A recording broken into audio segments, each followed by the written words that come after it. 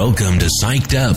Psyched Up, where each new show will feature expert guests tackling the most pertinent problems in the field of mental health, is brought to you by the Suffolk County Psychological Association. Now, here's your host for today's show. Hello, this is Dr. Howard Gurr, your host for Suffolk County Psychological Association's videocast, Psyched Up. And today's guest is Dr. Shane Owens. Dr. Owens is suicide prevention expert and board-certified cognitive behavioral psychologist in private practice in Commack, New York. He's also the Assistant Director of Campus Mental Health Services at Farmingdale State College.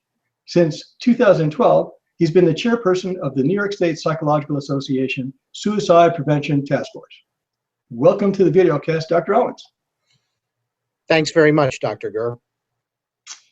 And today we're talking about a serious topic, obviously nothing we could take lightly, but obviously information that needs to be out there, and that is suicide.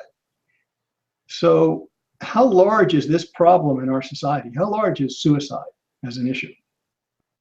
In 2013, suicide claimed the lives of more than 41,000 Americans. Worldwide, it accounts for about 800,000 deaths per year. It's the 10th leading cause of death in the United States and the second leading cause of death for those aged 15 to 24. Beyond that, there is an economic cost. It's estimated to be about $60 billion per year in the United States. As far as the research indicates, what puts a person at risk for suicide? Women tend to attempt suicide more often, but men tend to complete suicide more often. So being male is actually a risk factor.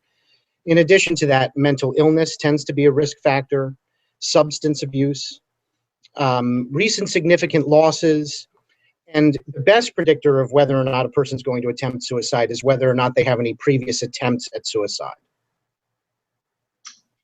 So I guess the question would be, how would you know really if someone is at risk for suicide? Well, obvious signs are talking about death or dying, things like changes in mood. They don't have to be drastic, but even subtle changes in mood, changes in the degree to which a person is using substances, changes in moods like anxiety, anger, agitation, and especially expression of hopelessness tend to be things that would make you more concerned about somebody with whom you work or a family member. And if you are concerned about someone who's a family member or colleague or friend, what do you do about that? What do people do about that?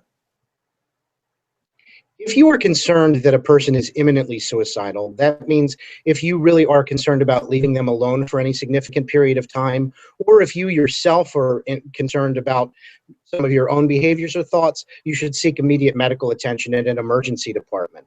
You can also call the National Suicide Prevention Lifeline at 1-800-273-TALK. Even if the immediate crisis is dealt with at an emergency department or through a hospitalization, it's important to seek ongoing therapy from a psychologist. So just for my purposes, can you repeat the 1-800 number? 1-800-273-TALK, TALK. Okay. So that's the national number, correct? Yes. And there are local suicide hotlines, probably. That actually routes to local numbers. So if you call that, you will be routed to somebody local, or they will put you in touch with someone local. Terrific. Okay. Dr. Owens, I appreciate the information. Any other information or information you want to give the viewers to help them either find resources or even find you? Yeah, the most important thing is to seek help as soon as you think that you might need it. As soon as you ask the question, do I need help with this? The answer is yes, and seek it out. You can reach me by my Twitter account, which is at Dr. Shane Owens. My website is www.drshaneowens.com, or you can call me at the number that is on that website. Thank you. Thank you. So until next time, this is Dr. Howard Gurr for Psyched Up, the Suffolk County Psychological Association videocast. SCPA's mission is to promote the profession of psychology in Suffolk County through fellowship, education, and advocacy. Our website has a searchable database to help you find a psychologist near you. For more information about SCPA, go to suffolkpsych.org. That's SUFFOLKPSYCH.org.